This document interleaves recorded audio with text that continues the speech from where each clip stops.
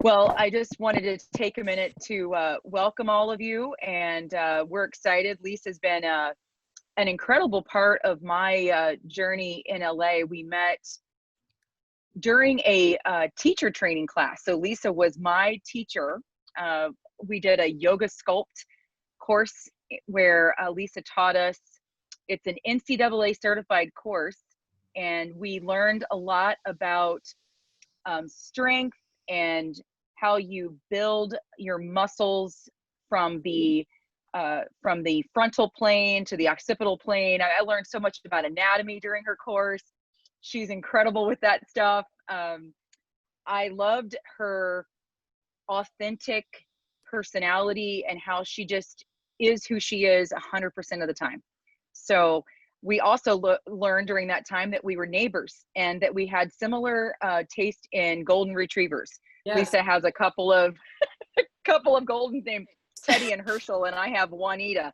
So yep. Our dogs have walked together and hung out, and we've definitely done some great strength and sweat and life together. So I'm honored on so many levels to have her with us today. She's been a dear friend, a dear part of my personal transformation in life. So Lisa, welcome. We'll keep the phone lines open. Lisa, I'll be asking you some questions, but everybody on this call should feel good and comfortable just to kind of jump in and lean in with Lisa as we kind of welcome everybody to the conversation about mental strength and how we create a place to belong together. Yay. Lisa? Thank you. Thank you so much. Me. Yes, I feel like our connection, Jelana, was like really, it was, I am always looking for that like deeper level type of person where I can connect with them somehow like on a deeper level. And as soon as she walked in, I can tell with that laser eye contact and the questions you were asking, like this was just across the desk. You were just like, I'm like, this woman has more. And sure enough, you've created this space and this kind of space that allows people to learn more about themselves. It's supportive, all that. Like, I really appreciate how we connected and that you found me of as much substance as I found you. So thank you very much. So it's wonderful. So hi, welcome everyone. I want to say hi to I have to say hi to some of my people. My friend Erica Jacobs is here, and thank you, Erica, for being here. And my friend Lisa Meekum is here as well. Hi, Lisa. And my sister, Kim Badinga, she's here. Thank you, Kim, for being here. And my sister-in-law, Lily is here. And we just took class together. My sister's good friend, Olivia, is here. Thank you for being here. And another good friend of my sister is Annie Bauman. So thank you so much for being here. I am so happy that you all are here. I also know Sonal from this call, and I'm getting to know everybody as well. So thank you for being here. And Eric is here. Kim's husband. He helped me a lot throughout this entire preparation. So I got to give him a little shout out. So yeah, thank you. I'm going to tell you straight up, normally when I'm talking, usually there's sweat dripping, and I feel a lot more comfortable, shall we say, when sweat is dripping. You guys are moving up and down, you're out of breath, so you don't have to focus so much on me. That's kind of the normal situation that is happening, but I'll take this situation today. We'll roll with it. We'll roll with it.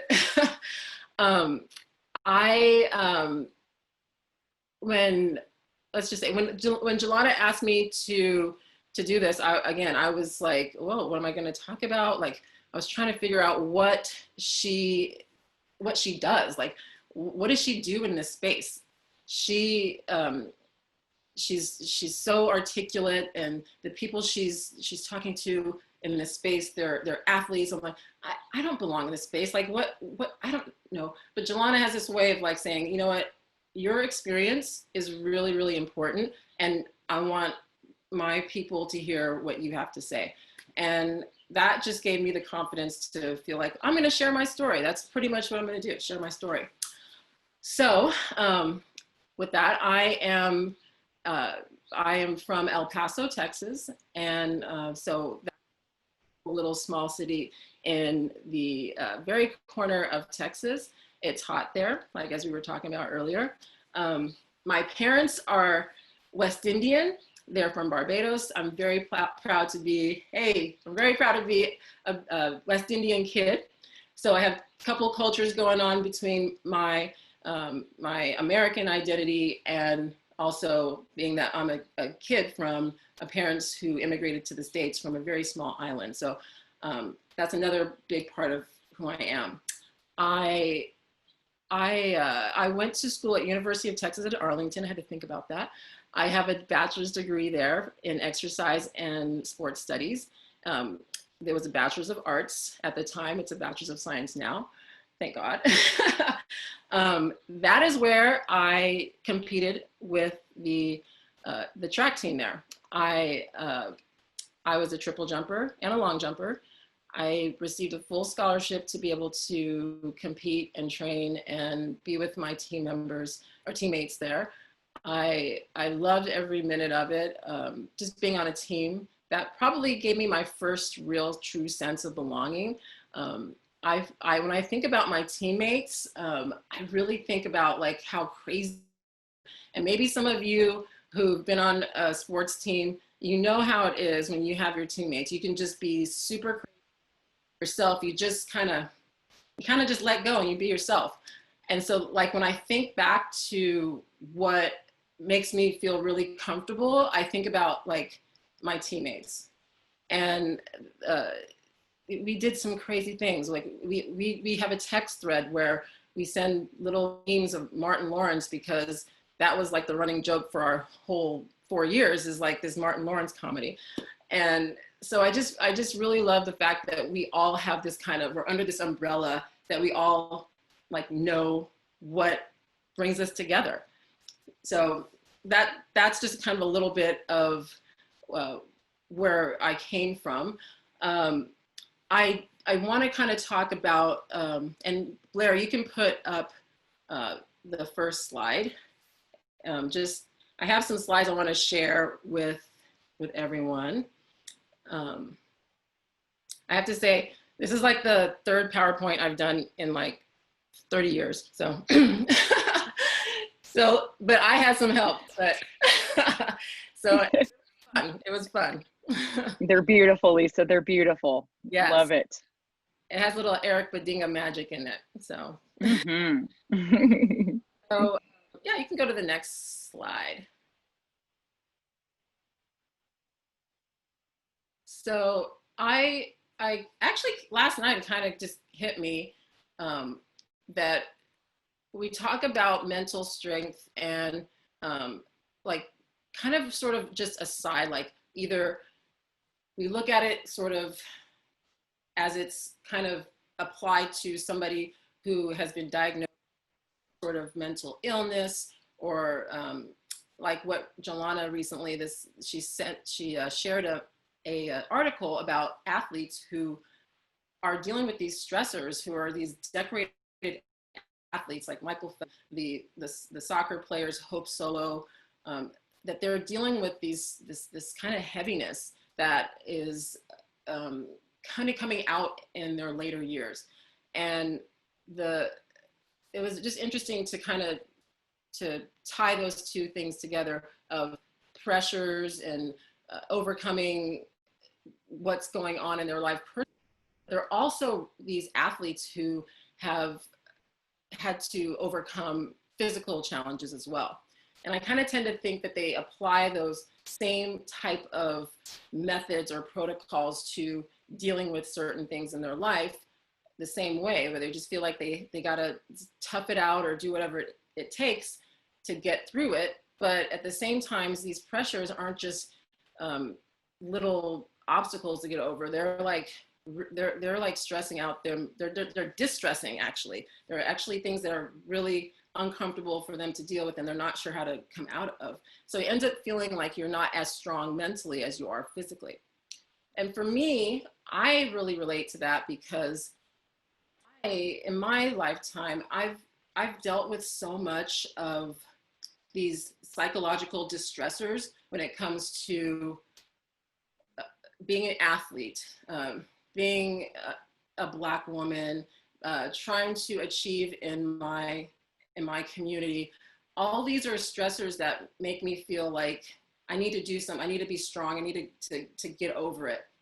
And one of the things that I didn't realize at the time, but I realized it was due to me not feeling like I belonged to a specific community in my own brain.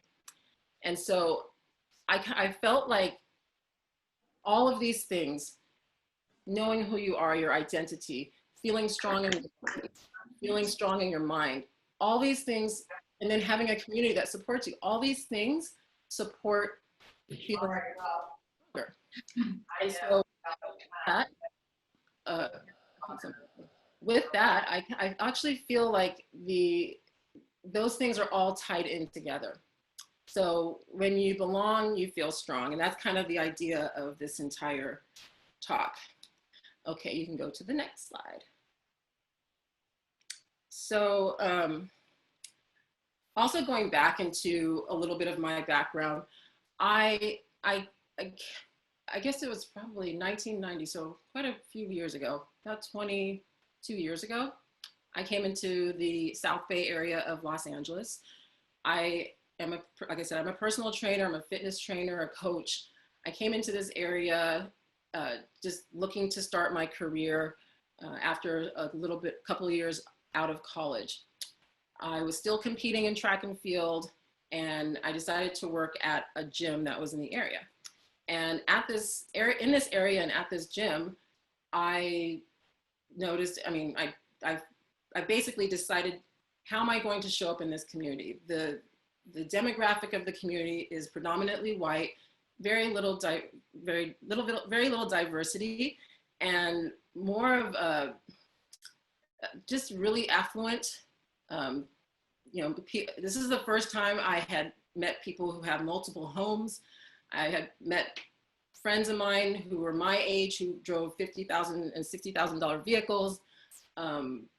Just everything that I've never been encountering was happening all of a sudden.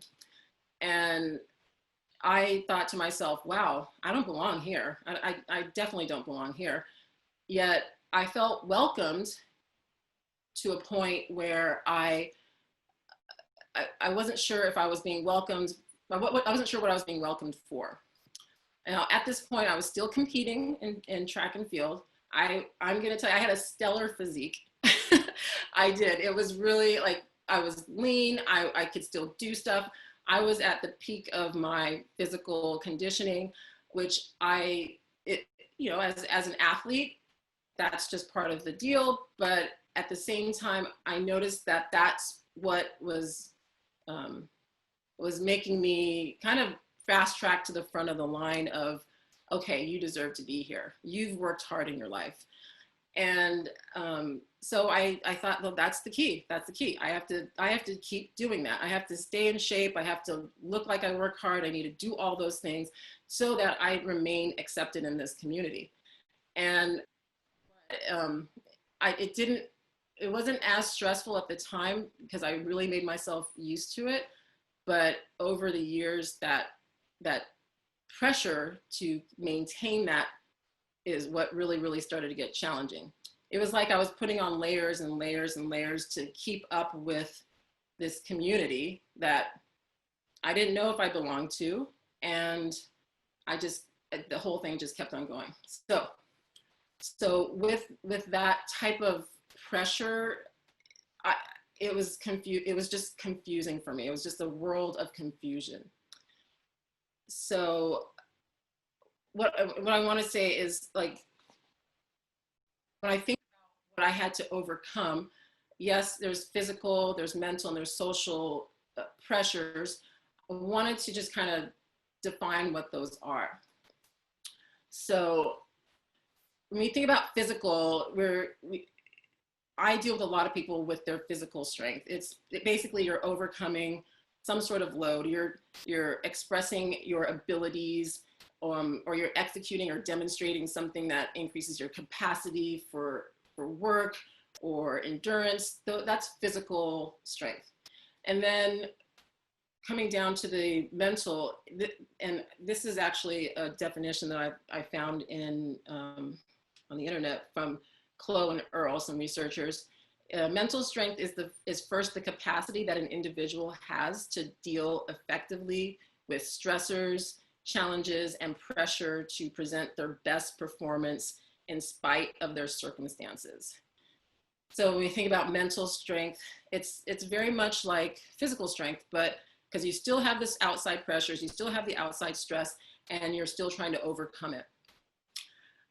Then lastly, these are societal ideals, standards, or pressures or norms that we've all gotten used to, and we are now uncovering quite a bit in this climate, that as we look at injustices that are happening, these social ideals and standards are starting to come out as like, well, do we really want to live our life this way?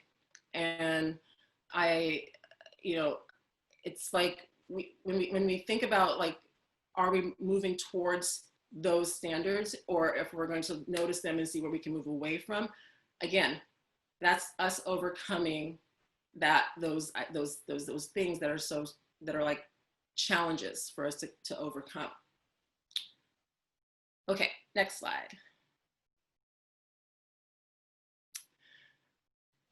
So when we think about who we are and how we show up, identity is definitely a big buzzword. Identity is the thing for me that it was like basically missing the entire time that I was working through my career as what I consider myself now, a Black woman who is a trainer, these types of things. I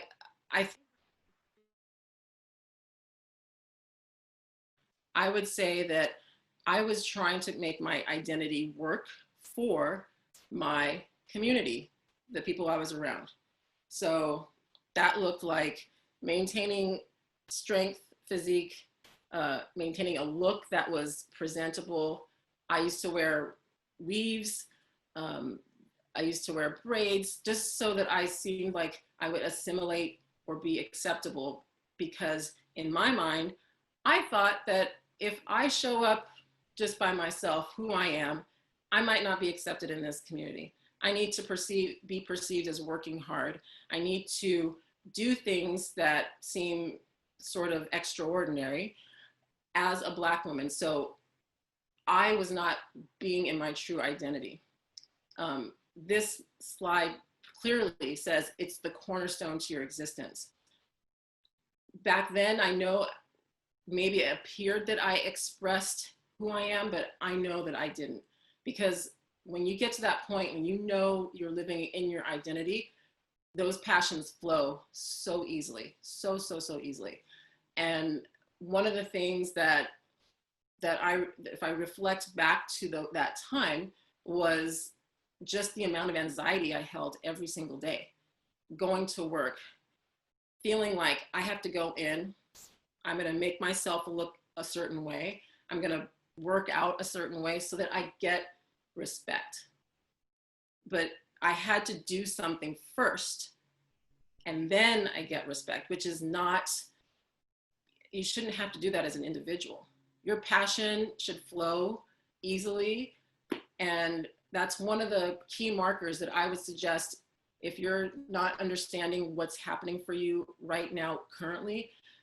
Check the flow of your passions, check the flow of your energy. Is it mitigated? Is it held back? And for me, a lot, it was just with my voice, and I still deal with it today. I still deal with it. And in my brain, I have to remind myself that I'm enough, I'm showing up. Who you are, Lisa, Black woman, 47 years old, maybe 48, I don't know. Who I am, it has to show up and be fully present. So a lot of people around me have supported me feeling and being and showing up fully with who I am. And that is one of the most things I'm most grateful for. Next slide. So I found this slide because I was looking up some information about the various, just the kind of, like, what do people think of when they think about like fitness? And there's a professor out in California, Dr. Larissa Mercado Lopez. She wrote an article, and this is the article down here. You can definitely look it up and read the whole entire article. But she talks about who gets to be fit, working out intersections in fitness. And this spoke to me because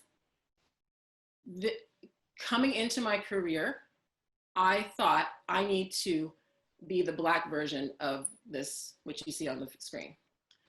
I need to be as digestible as possible so that I can belong to this community. I definitely did not see any other women who looked like me.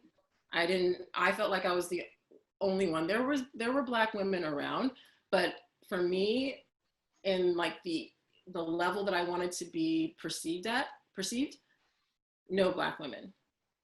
Definitely, this was the image that I was trying to achieve or aspire to. And to see this this article and talking about, like, actually this is like who gets to be fit, working at intersections.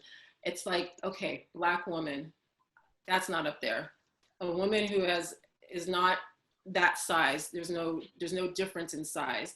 There's no difference in shape. There's no difference in possibly sexuality, orientation.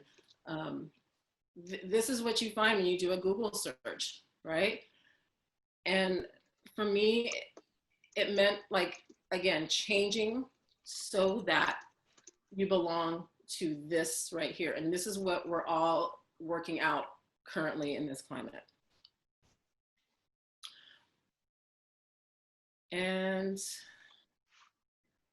this became like something that I became more aware of it as I got further along in my career. So I would say about 3 years ago, I would say was, as things were happening, I mean, even before 3 years ago, things like Eric Garner and Philando Castile, those things were happening, but they were not heavily on my radar. I did start to take notice of them. And I found myself being more drawn or more being pulled towards who's my community? Like, I don't know if this is my community or not.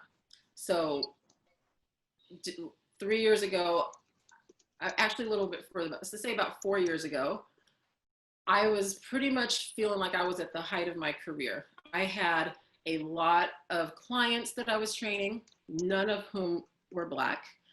I was teaching classes. I was making $200 a class at a local studio that was, again, a high paying class. And I would literally be in my job every day doing this stuff, meeting my clients, trying to give them my message. And then there would be days, and my husband can attest to this, where I would be out in the parking lot before I would teach a class, like in tears, like literally in tears, because even though I know the class is going to be sold out and full, I knew that I had to go in, fix myself up, be there with my muscles showing or whatever it was, play the right music, do the right things, say the right things, so that I can make it through that hour. And it was like, literally, it was like the inside out hour for me. I had no real connection to these people. I felt like they weren't getting my message as much as I would try to shape change and put these layers on and take them off.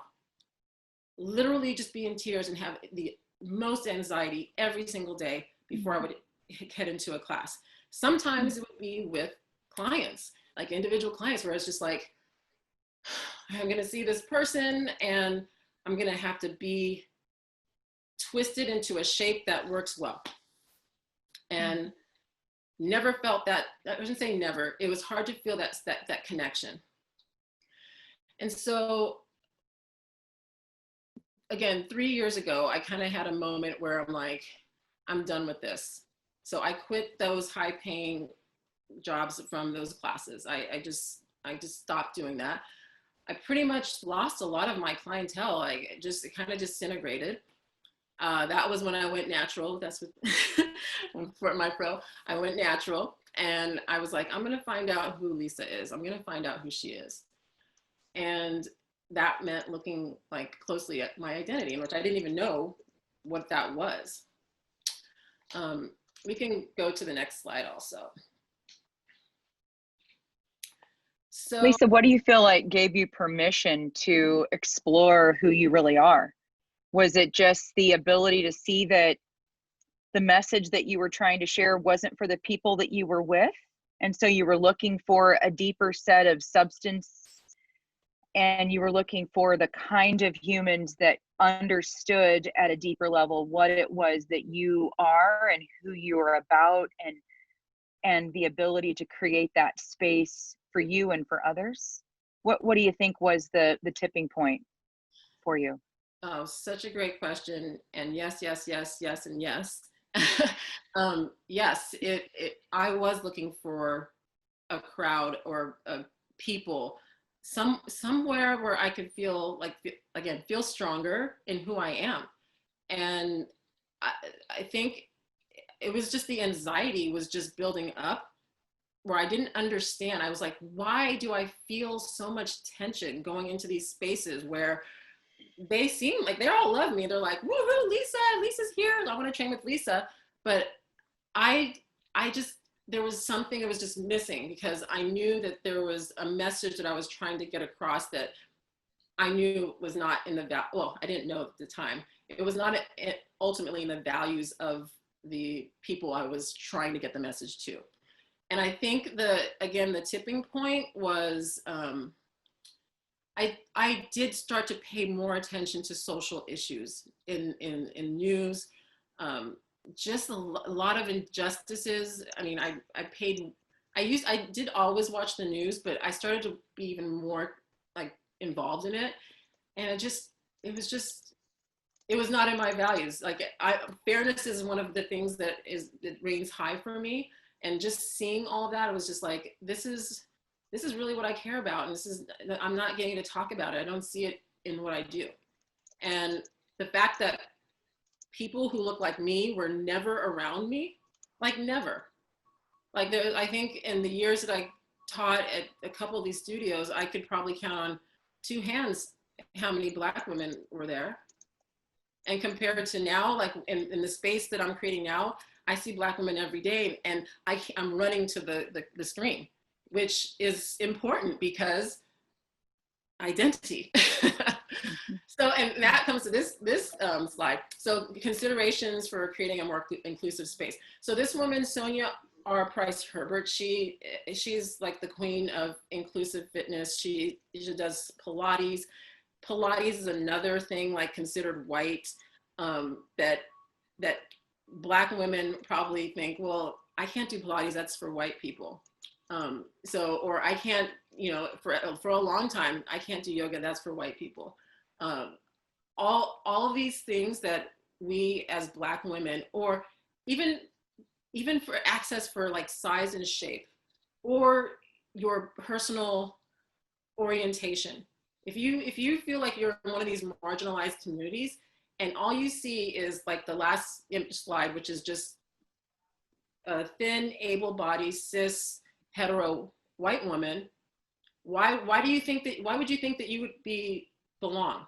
You would think you'd have to change, twist, contort, add layers, take layers off, and then plop yourself into space, right? Then you can be there. So creating an inclusive space is definitely the key for change. Obviously, some of these things here are shown here: diverse imagery, even asking for a person's pronouns. I think we've had International Pronouns Day, so that's important.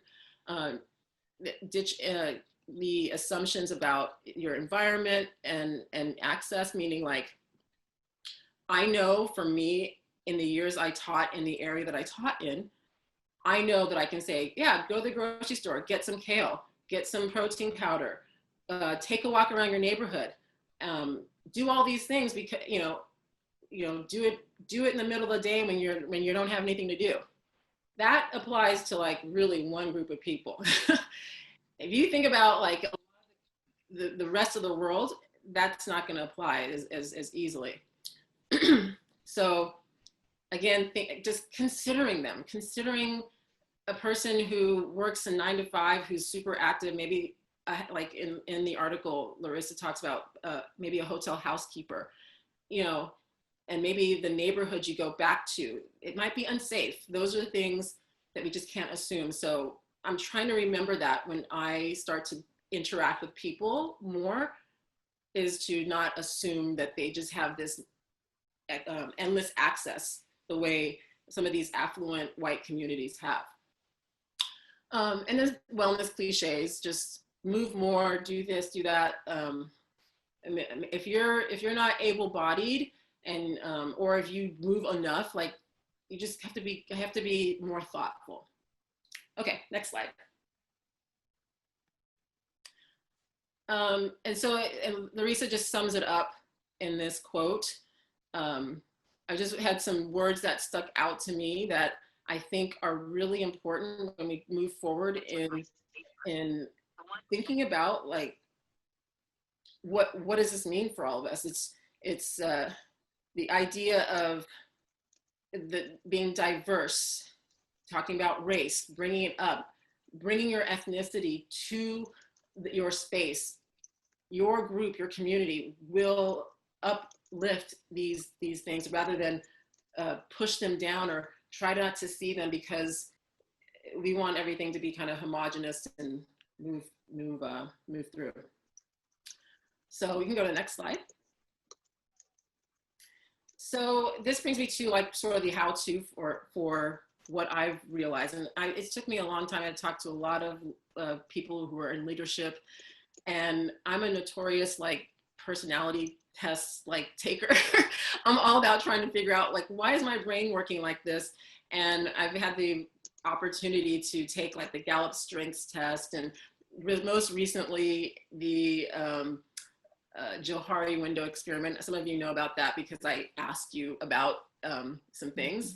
And I really find it valuable to do these assessments of yourself, so that, and I think even Sonal can attest to this, your emotional intelligence, I think, requires you to be self-aware, and doing these assessments and finding out more about how your brain thinks and what you're strong with can help you link yourself up to a place where you belong or a community. So next slide. So in this book, there was a book that I read that was given to me. It literally, the name of the book is called Belong. And in the book, the author's name is Radha Agrawal, and she talks about belonging. And she identifies this assessment of your values, interests, and abilities, which, again, maybe the students and the young adults here, maybe you've done something like this, but I found this so valuable because I think if I look back to when I was younger, I had no application of these 3 things to the environment that I was in. And now it's so prevalent in my head what my values, my interests, and abilities are, that it's given me, again, that strength instead of that kind of disconnection from myself. So one of the things, like just a quick share, for me, some of my values are empathy, authenticity, belonging, fairness, forgiveness. Those things are really important to me. Then I have interests like, things like strength training, music, deep dive discussions like this. And some of my abilities are just like, I can make great playlists, I can make workouts. So I just kind of know these things about myself. And I think it's really helpful when you're trying to look forward and create community. Okay, next slide. So again, so values, this is just some, you know, it's like, what are your values? Like what do you, what sticks out to you from this slide? So values are typically not dictated by time. They are extremely important to your life and the way you live your life. They're non-negotiable, and they are just part of you that you live, and they're kind of just always there. Next. Next slide. Interest, again, interest. What is it that you want to learn? You can see some of these things on here. What are you into? How do you participate in certain things? Or what do you find yourself paying a lot of attention to? What are you passionate about? These are your interests. These are all going to link you to your community. Okay, next. My favorite slide. Aurora. Yay. Yes. Awesome. As Joanna has coined the phrase, your superpowers are, what do you excel at? I've had the opportunity to work with a few of her members of athLEDA and their superpowers. Sachi's just been an amazing person to help me with some technical things, and Sam, who's in her gift of being able to write and make things well understood. They both helped me out. So they have superpowers. So those abilities. So like link that into your group, or maybe it helps your community that you're trying to create. I would say it has to be things that you don't have to think too hard about, right? Skills. Okay, next. So why does this knowledge of your values, interests, and abilities help with your physical and mental strength? Well, I really feel like, to kind of bring it all to a point, you get a chance to create and find communities, studios, gyms, workshops, places you can be that are in line with your values and your purpose. So when we think about even movements, I tend to say this in class, like move to where you feel strong. So if a burpee is not something that works for you, I want you to find something that works for you so that you feel like you're empowered because it's your body. You rather, like my friend Erica, rather just dance around for cardio like she does, like it's just awesome. That is who she is. She's being her authentic self and bringing that, and it's like, welcome. And I must say, there are spaces that I've been in that if you do start to express yourself and show your passions and show who you are, or say things that are not the status quo or off-brand, Erica, you will get in trouble. And so it's like, why do you want to be in that space? Don't go against the grain. Find and create those communities, and you will long to be with those people. The next one is sync. Sync means you create sync with your non-negotiable core values that guide your life. It's connected. Your core values are there, you're in sync. And also knowing your VIA informs and supports your identity individually and socially, and encourages you to share those strengths. So you're with your community and you're unapologetic about it. Next. Lisa, I was just thinking about the fact that your VIA also gives you an opportunity to let go of relationships that don't serve you. You know, because oftentimes some of the things, and I think about the story you just shared, you've only got room and energy for a certain amount of things every day. And if we are trying to be too many things to too many people, that energy just continues to deplete, right? It's like mopping with the water running. It's never done. It's never over. But if you're holding fast to your values, your interest, and the things that you align to, your spring of energy is endless, because those folks offer their energy to you as well. What are your thoughts there? Yeah, absolutely. That is what I sensed. When you said depleted and exhausted, I completely felt that for the longest time. It was just like, something's off. There's no sync. The rhythm is off, and you're just going against the grain. And that's why I feel like, and I think I just saw somebody said it's like a math equation. Just like you take some time, figure it out. This is what I care about. This is what I am looking into, and this is what I'm good at. Who are my people? Or can I create that? Really important. And these next couple slides are just, you still want to be able to set goals. And because I'm in the business of, I want to run faster, I want to jump higher, I want to lose 10 pounds, I want to feel stronger. Yes, SMART goals are going to be really, really important. And I'm sure everyone's pretty much heard of them. We don't have to go through every single one of them. I do feel that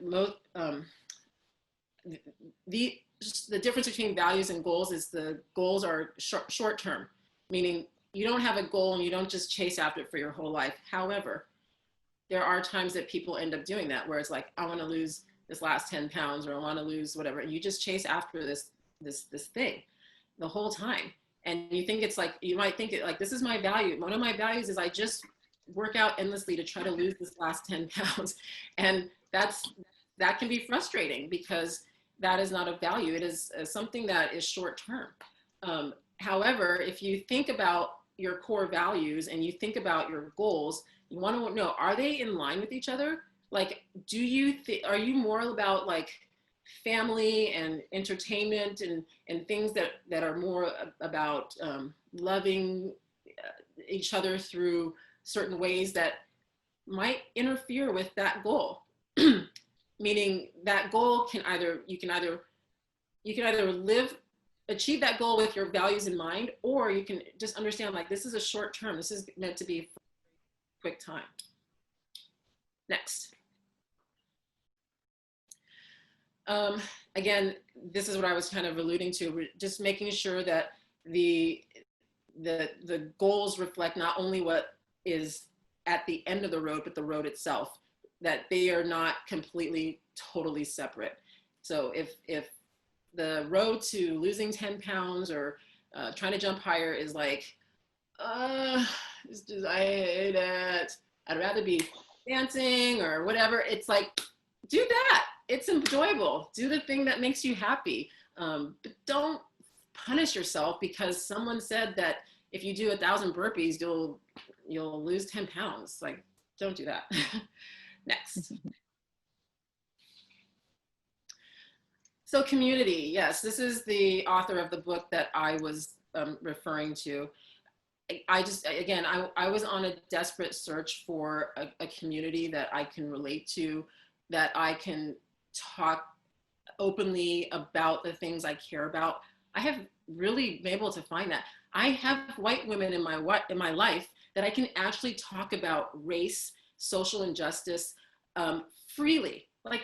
There's no, Erica Jacobs is one of my good friends that we talk hours and hours about, being able to just talk about the things that if I would have ever thought about bringing up race or social injustice 15 years ago to any of the people that I was around, I don't know that I actually don't know what would happen. I knew they loved me as a person, but I know that I would say for the most part, like, and I'm assuming this, and hopefully if anyone's listening to this, they can prove me wrong. They're like, oh, I was ready to talk to you about it. But I'm just saying, like, find people that have similar values. I do care about talking about those things. I do care about the hard conversation. Those are part of my values, my interests, and my beliefs. I want to show up authentic. I don't want to limit and edit and put layers on and twist and contort so that I fit in this community. I don't want all of it.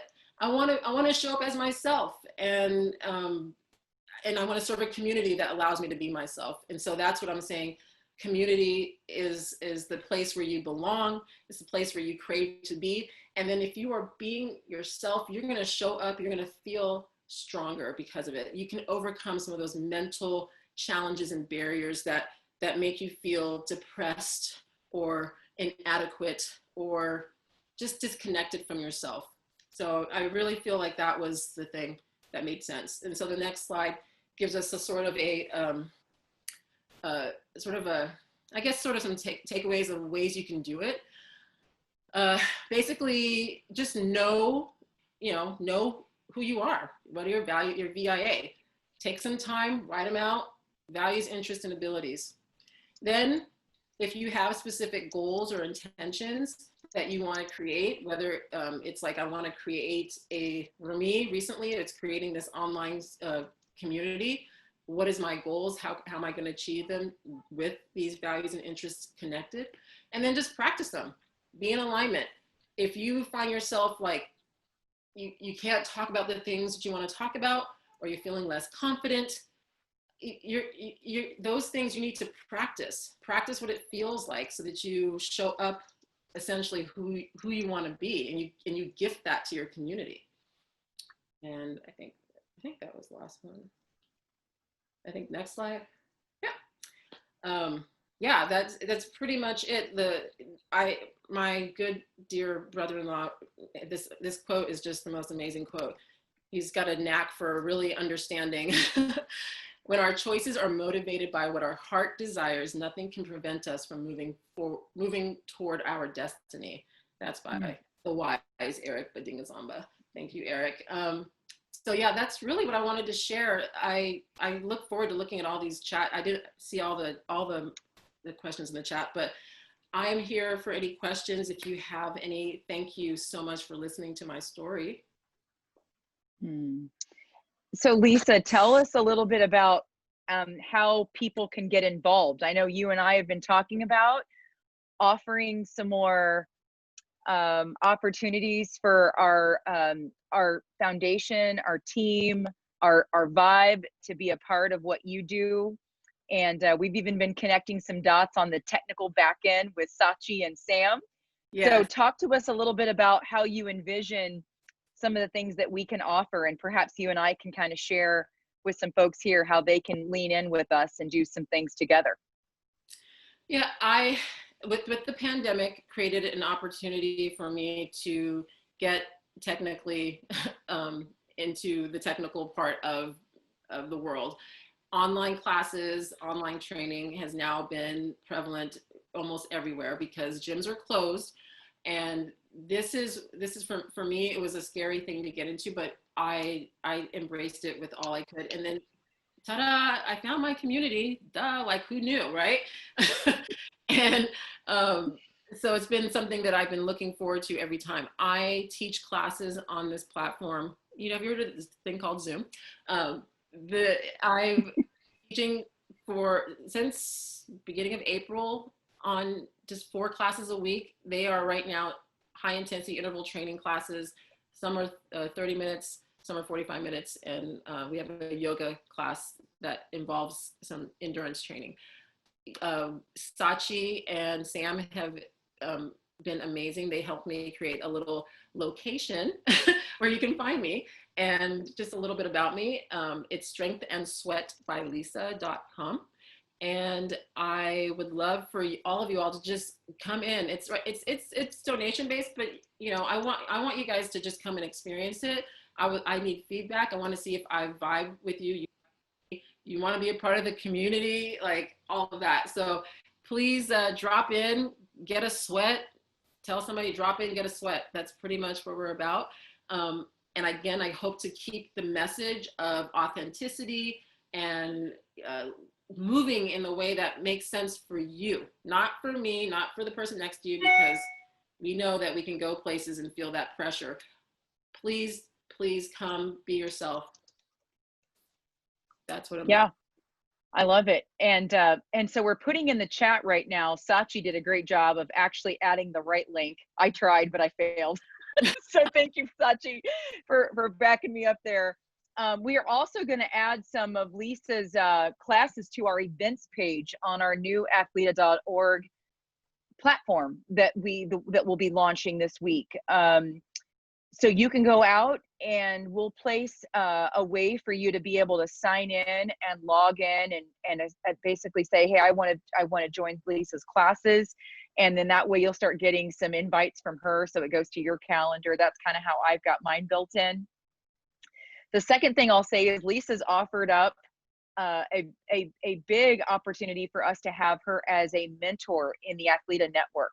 So Lisa's going to be offering her her strength and her insight and her authenticity and her inclusion into each and every one of your lives. So you'll be able to, as we launch more and more programming, as we launch our mentor network this next month. So just give us a couple of days to get it all tied in. Sachi and I and the team have been working. Sam, a number of folks on this call have been working a lot to get all of these things pulled together. So give us a bit more time to get it all just kind of connected. You'll get a big set of social media outbursts when we get there. But the point is, Lisa will be a part of that network, and you'll be able to have some one-on-one sessions with Lisa, be able to spend some time with her. George has also graciously agreed to join us. We've got a number of folks on this call that are exploring those concepts as well. Sonal is going to be leaning in with us. Lamont, we've got a number of folks, again, that are really excited to be a part of what we're doing. Lisa, thank you for this opportunity today. I know there's lots of conversation, lots of chatter, but I just wanted to tell everybody that Lisa's going to be a part of what we're doing for the long term. So we're super excited for that. Thank you. I am too. And I really appreciate all of your feedback. And I'm here if you want to reach out to me. Like I said, you'll be able to put your email in on the site. And if you have any questions, just send them to me. Let's be in conversation. Yes, sounds good. Yeah, thanks so much, Lisa. I just want to say that I've had a chance to I've had of course someone calls me right at that second. I've had a chance to work with Lisa, and talking to her about her goals and what she's trying to create has been amazing, and I'm really excited to see how her story progresses. I think I highly recommend that everyone goes and gets connected with her and becomes a part of that community, because she's created a beautiful thing. So really grateful to be a part of that. Thank you, Sam. Yep, she's one of our best. I tell you, she's a keeper. And Nick, thanks for joining us all the way from Florida. I think that's where you're at. Yes, no, maybe not. Okay. Well, Nick, we're thrilled to see you back with us too. I know your PhD has taken a lot of work and effort and time and sweat. So we're thrilled to have you back with us in our community. Thank you everybody for joining today. We're going to look forward to some more opportunities with Lisa. And just a heads up, Ulysses Youngblood will be our next guest next week. Ulysses has got a powerful set of conversations with us around racial inequality and how the history of cannabis plays directly into it. Fascinating topic. You guys have got to be here for that. It is a mind-blowing set of reality checks for all of us. So look forward to that. We'll see you all next week at the same time. If there's anyone here who wants to be added to our invites, let us know. Otherwise, stay safe, stay healthy, and thank you, Lisa, for being a part of what we do every day. Appreciate you. Hi, Lisa. Thanks, everyone. Fun. All Stay right. connected.